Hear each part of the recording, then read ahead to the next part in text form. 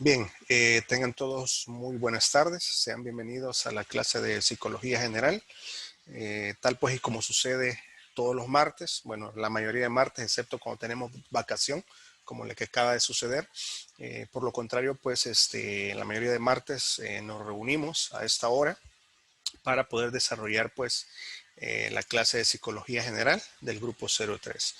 En esta tarde quiero compartir un tema con ustedes que tiene que ver pues precisamente con las teorías de la personalidad. De hecho, si pueden ver un poco desenfocado la diapositiva, hay una explicación, ¿verdad? No es que sea un problema de red, un problema técnico, sino que hay una explicación.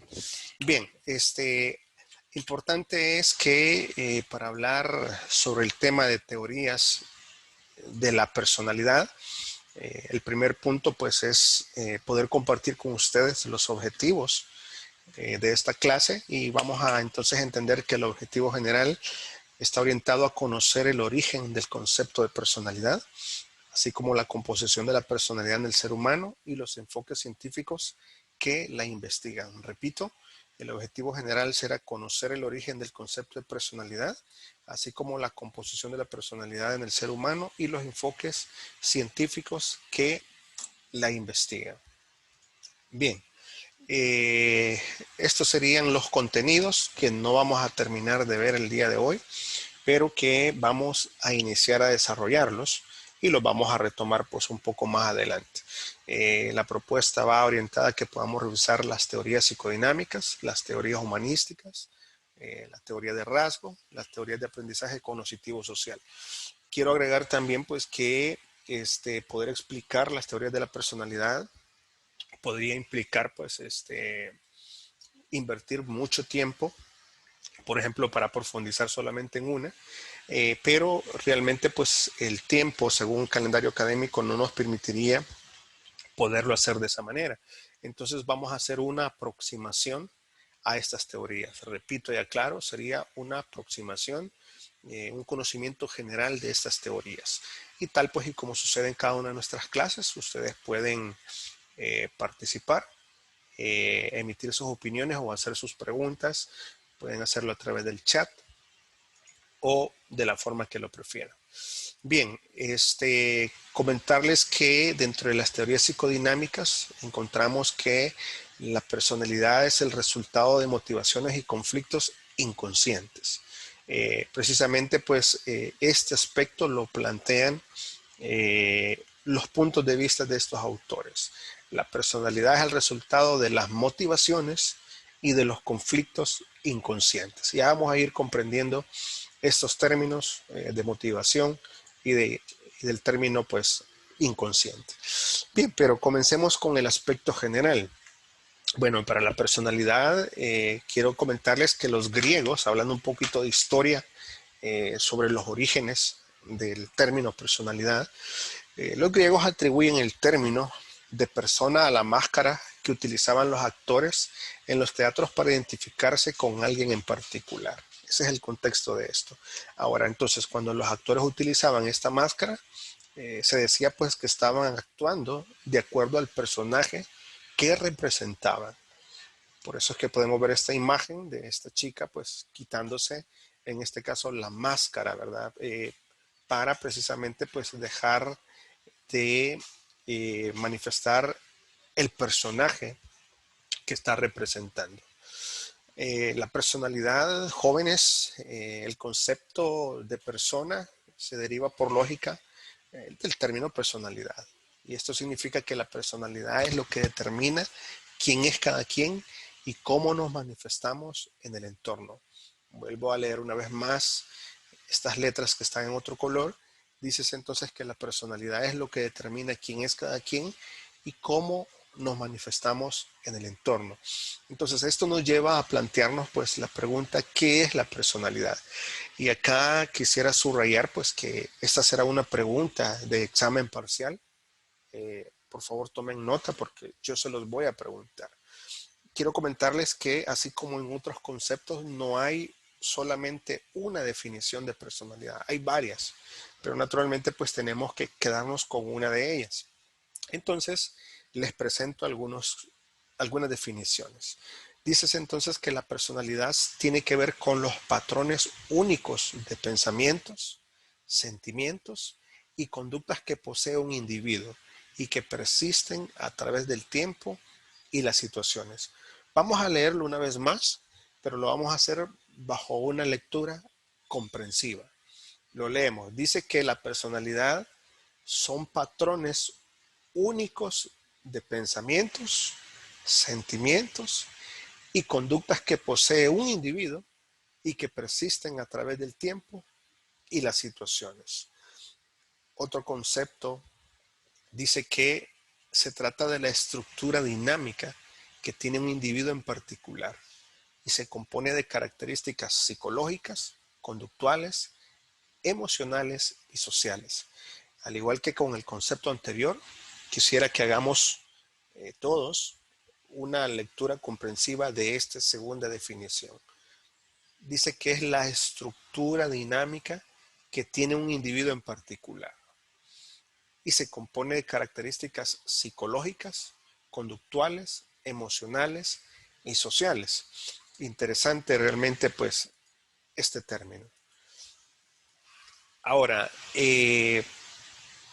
comentarles pues que la personalidad tiene una estructura y podemos decir pues que es los elementos que la conforman. El primero de ellos se denomina el temperamento. Aprovecho aquí a hacer como un paréntesis porque quiero mencionarles que más adelante vamos a revisar cómo se estructura la personalidad de acuerdo a la teoría psicoanalítica, pero que no necesariamente será similar a cómo lo estoy presentando en este momento. ¿Qué quiero decir con esto? Que entonces, si yo les pregunto, ¿verdad? ¿Cómo se estructura o cuáles son los elementos que componen la personalidad? Pues usted va a responder el temperamento y el carácter, que ya se lo voy a mostrar en un momento. Pero si yo les pregunto, de acuerdo a la teoría psicoanalítica, cómo se estructura la personalidad, entonces ahí ustedes tendrán que responder de una manera distinta, que lo vamos a ver. Yo creo que alcanzamos a verlo esta tarde. Bien, el primer componente de la personalidad es el temperamento. Todos los seres humanos poseemos una herencia genética. Y adivinen quién nos dio esa herencia genética. Pues naturalmente nuestros padres, nuestros progenitores, mamá y papá. Es decir, que las características que se heredan de los padres, como por ejemplo el color de ojos, el tono de piel e incluso la propensión a determinadas enfermedades. Todos estos elementos están comprendidos en el temperamento. Podríamos decir entonces que el primer componente de la personalidad es el temperamento y tiene que ver con la herencia genética, tanto de aspectos pues positivos como de otros no gratos, como por ejemplo el ser propenso a desarrollar una enfermedad en particular. Antes de avanzar, quisiera saber si hay preguntas sobre el temperamento.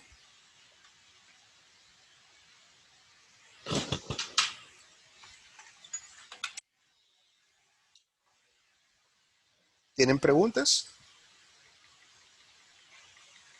Ok, adelante Jennifer. Eh, pero de- se limita a esas partes como las que menciona, que son más bien factores externos. Se refiere, a ver, no sé si me replantea la pregunta, por favor.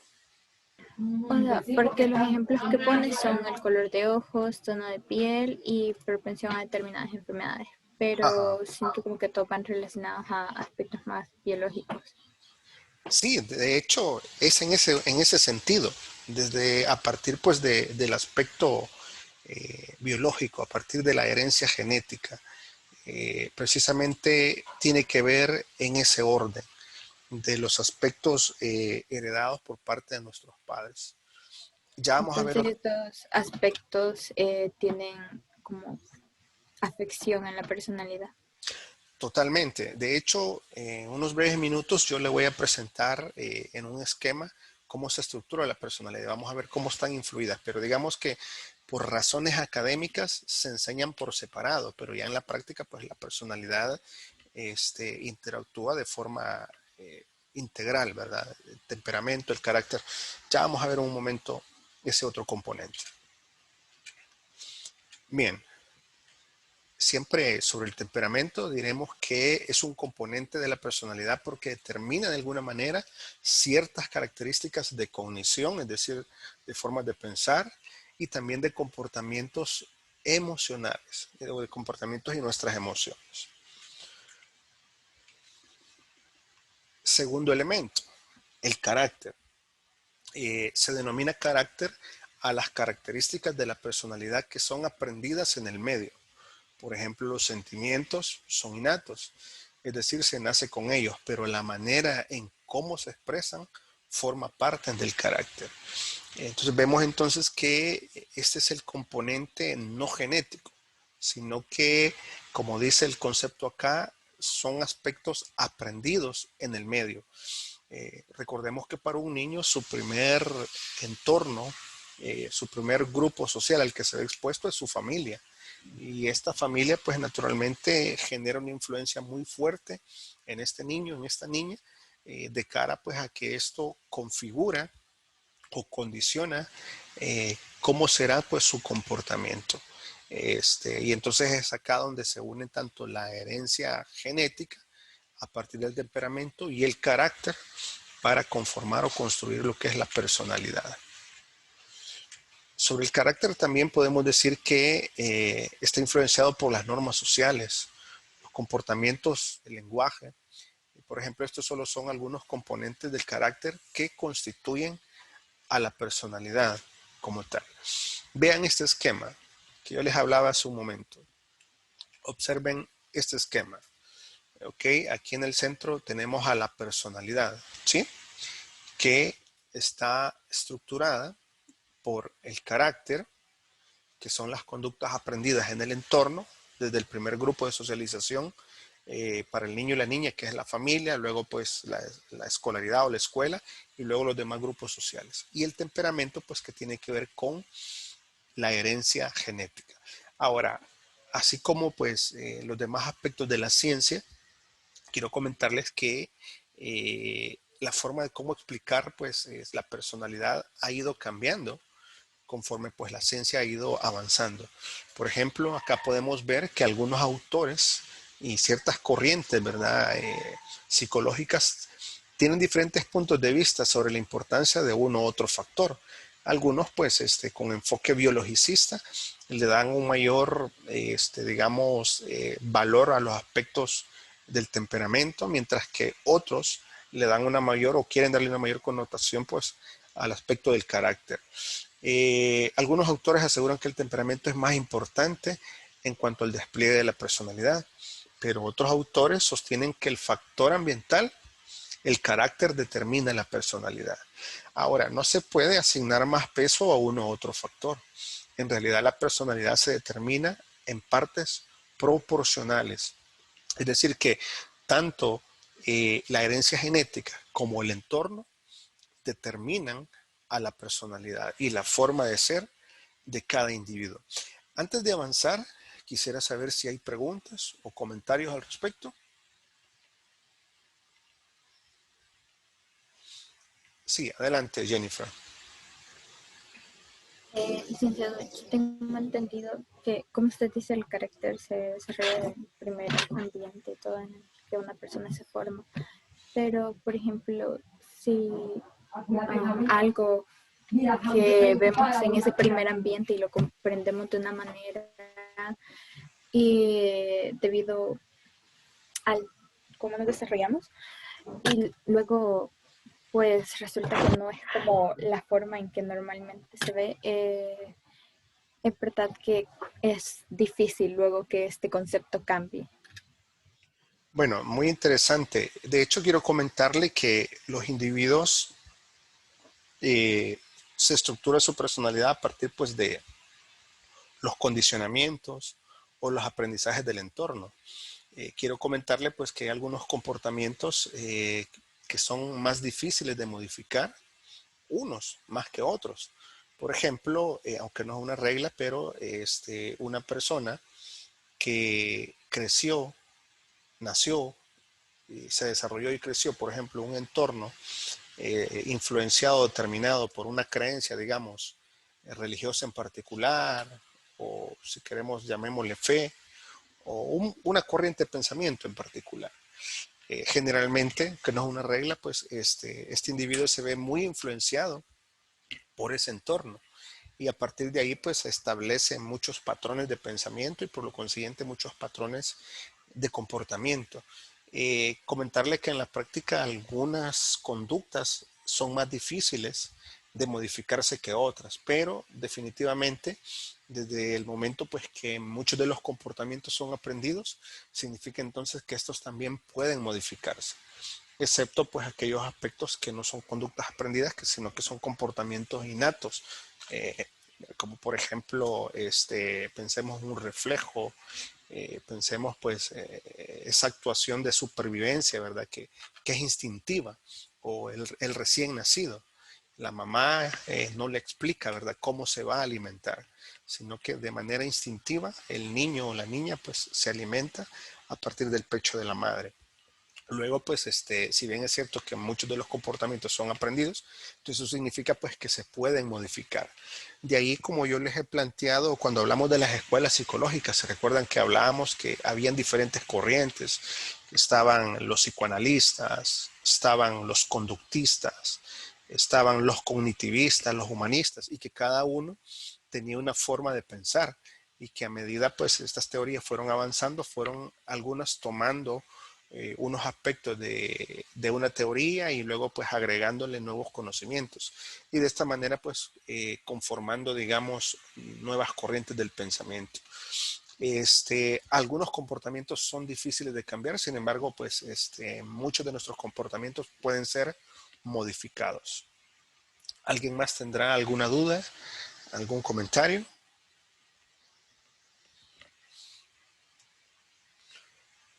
Bueno, avanzamos entonces.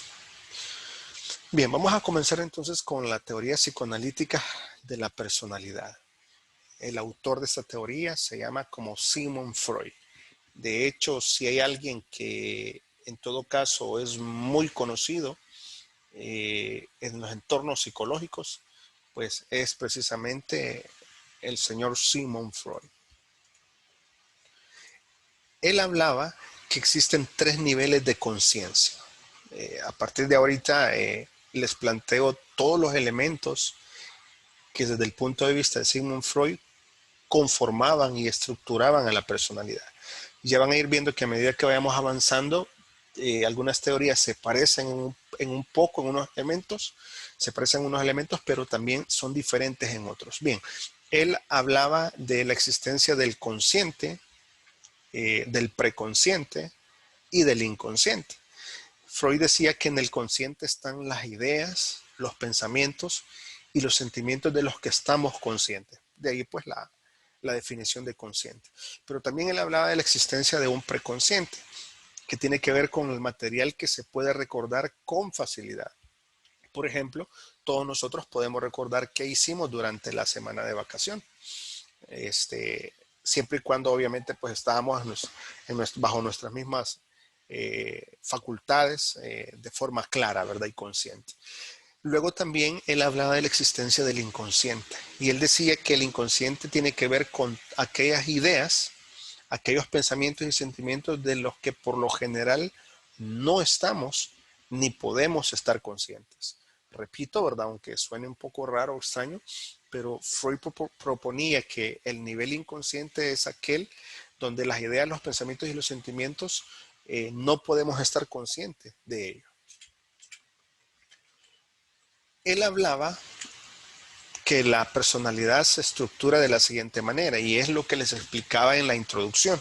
Si en algún momento del parcial yo les pregunto, de acuerdo a la teoría psicoanalítica, cómo se estructura la personalidad, entonces usted va a decir id, ego y superego.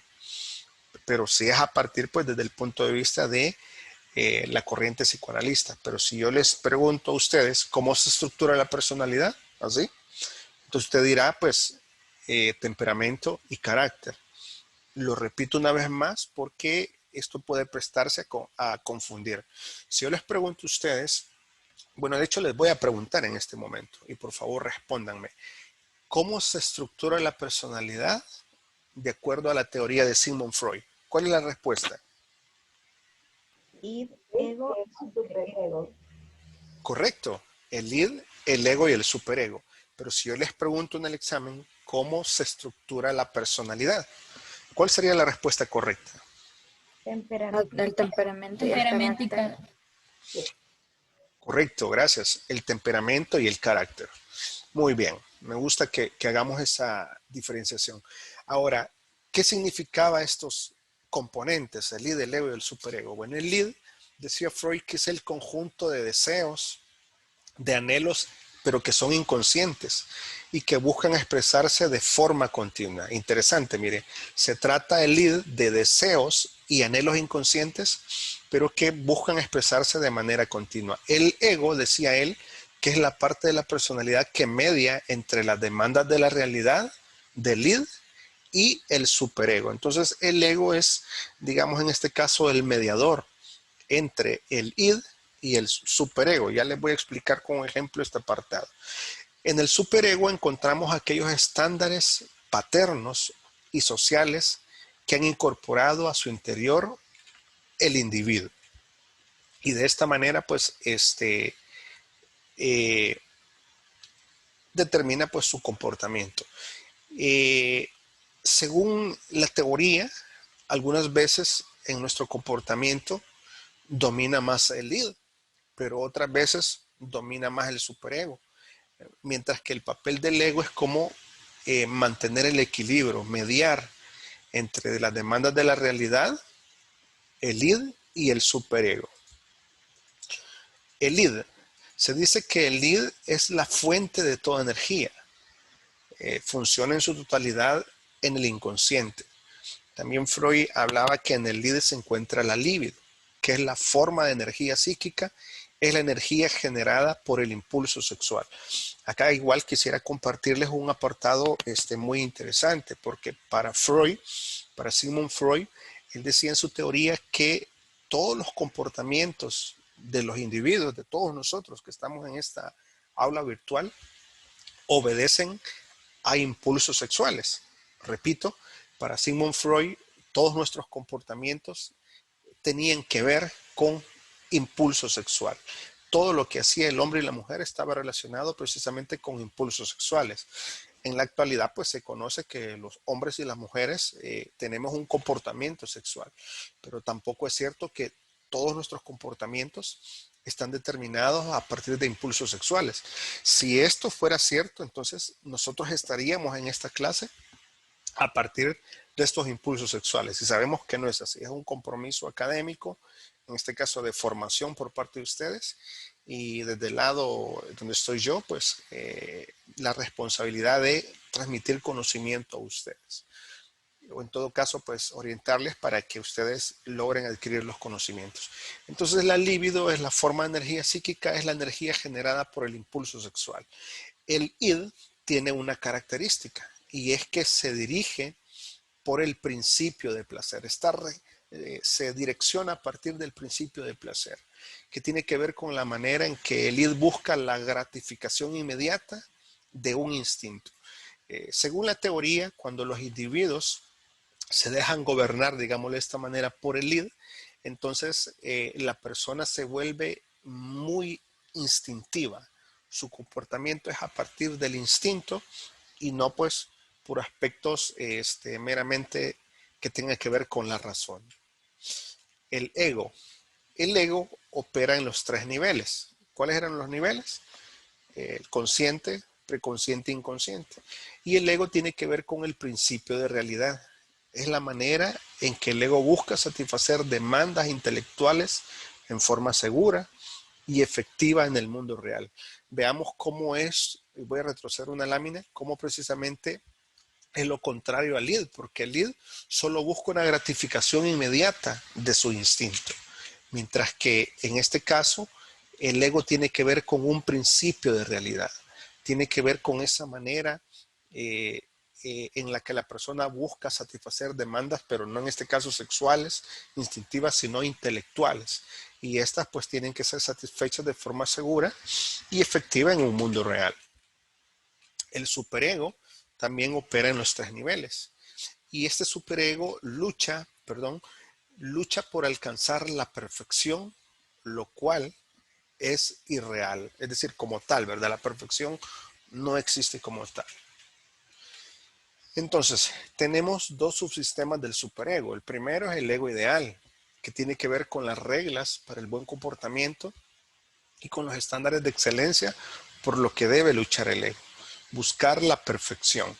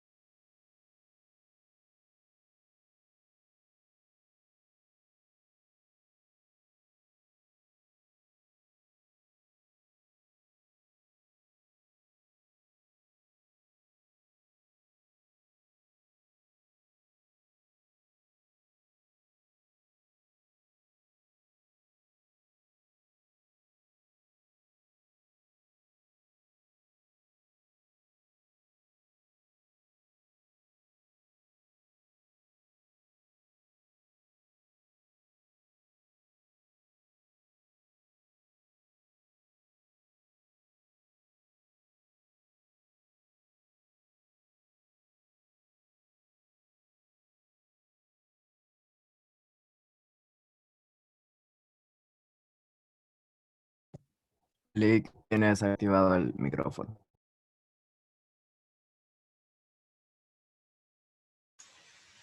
Bien, ok. Les mencionaba que el superego actúa en dos subsistemas, el ego ideal, que son las reglas para el buen comportamiento, y la conciencia, que son las reglas que indican cuáles son las conductas malas. Yo creo que una forma de poder explicarlo así de manera muy, muy sencilla es aquello que hemos visto en algún momento en las caricaturas, ¿verdad? Donde está el individuo y en su hombro derecho está un angelito blanco y en su hombro izquierdo está el angelito, está el diablito, ¿verdad? Entonces el angelito le sugiere que se comporte de manera correcta, mientras que el diablito le sugiere que haga una maldad, entre comillas. Precisamente a eso se hace referencia en el ego ideal y en este caso pues la conciencia.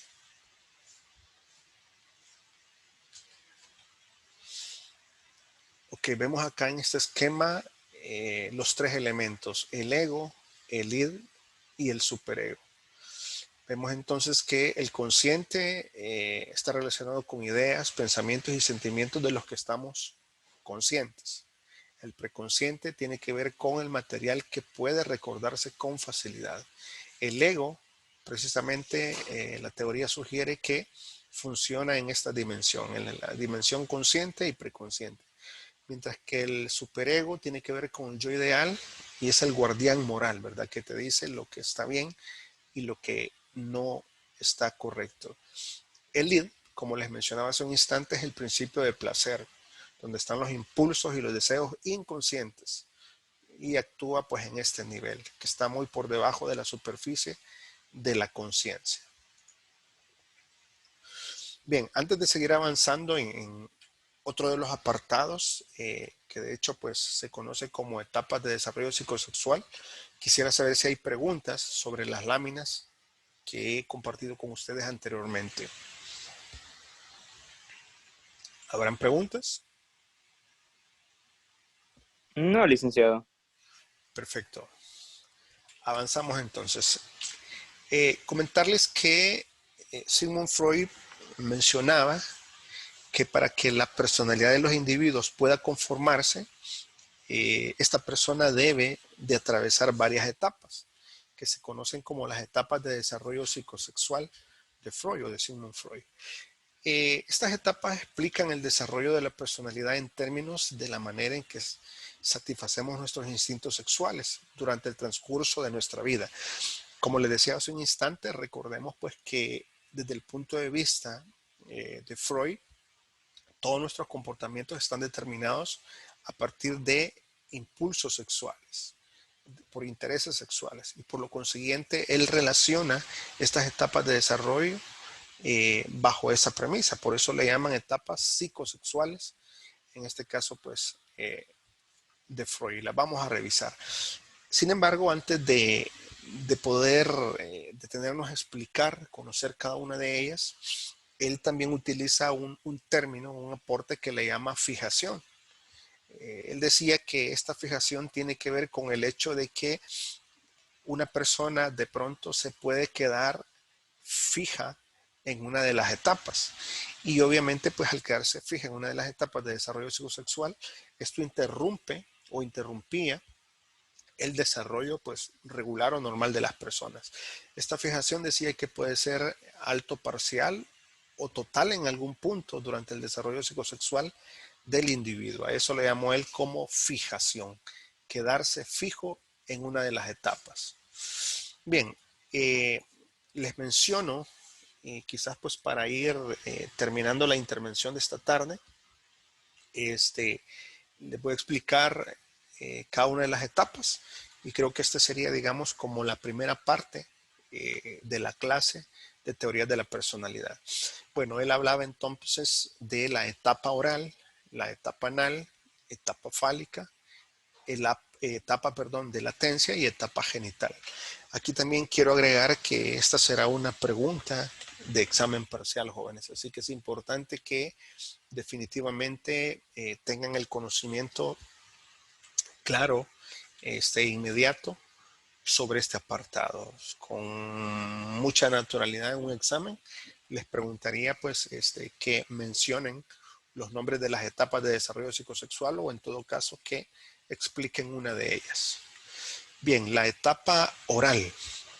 Él menciona que es la primera etapa del desarrollo de la personalidad ante la cual los sentimientos eróticos del infante se concentran en la boca, los labios y la lengua. Cuando nosotros vemos a un niño, regularmente pues precisamente lo vemos succionando, por ejemplo, sus dedos o cualquier objeto que tenga en sus manos.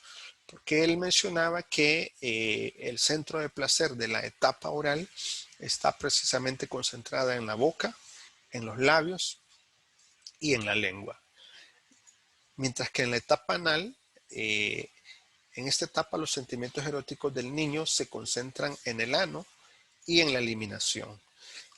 Aquí pues, no sé, los que tienen hermanitos o hermanitas tal vez podrán recordar que igual los niños cuando van precisamente a cumplir su necesidad fisiológica de excretar, a algunos pues les gusta estar jugando con sus esfínteres, en este caso pues con el ano, porque de acuerdo a la teoría de la etapa anal, precisamente pues el niño se concentra en este apartado, en el ano y en la eliminación. Luego, en esta etapa surge el conflicto. El conflicto aparece en la medida que los padres se esmeran por enseñar al niño para ir al baño.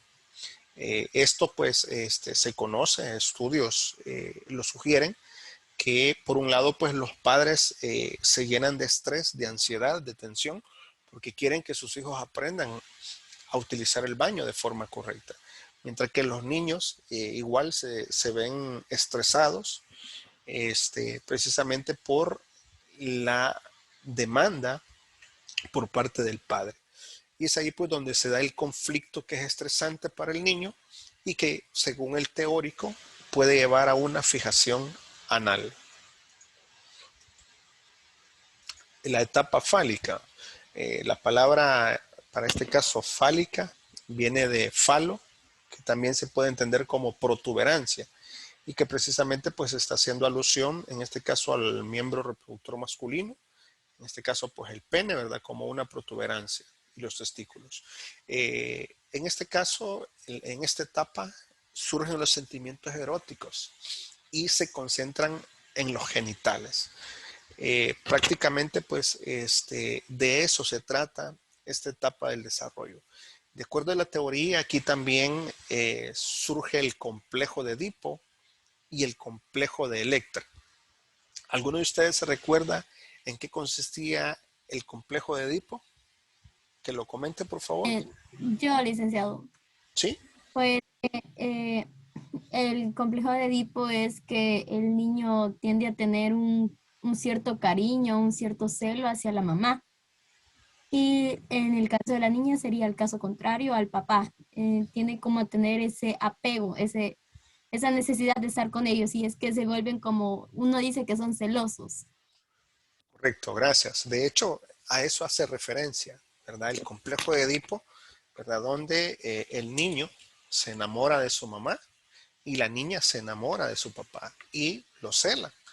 Y pues repito, si has tenido hermanitos, sobrinitos y has podido ver este tipo de comportamientos, suceden en los niños. O quizás algunos de ustedes o algunas chicas de ustedes les contará a su mamá o su abuelito, algún otro miembro de la familia, de cómo precisamente pues en algún momento celaban en este caso pues a su mamá a razón, ¿verdad?, de la figura del padre, o por el contrario, en este caso cuando el hombre, ustedes jóvenes, en esa etapa pues de infancia, celaban en este caso pues a su papá a razón de su mamá.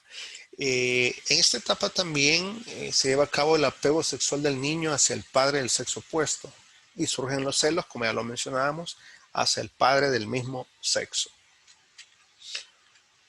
La etapa de latencia es el periodo durante el cual el niño parece no estar interesado en el otro sexo. Y esta etapa pues también surge, se lleva a cabo. La etapa genital tiene que ver con la etapa final del desarrollo normal adulto y que por lo general está marcada por la madurez sexual, de acuerdo a Sigmund Freud. Bien, quisiera saber si hay preguntas relacionadas a este apartado sobre las etapas de desarrollo psicosexual. ¿Preguntas, comentarios?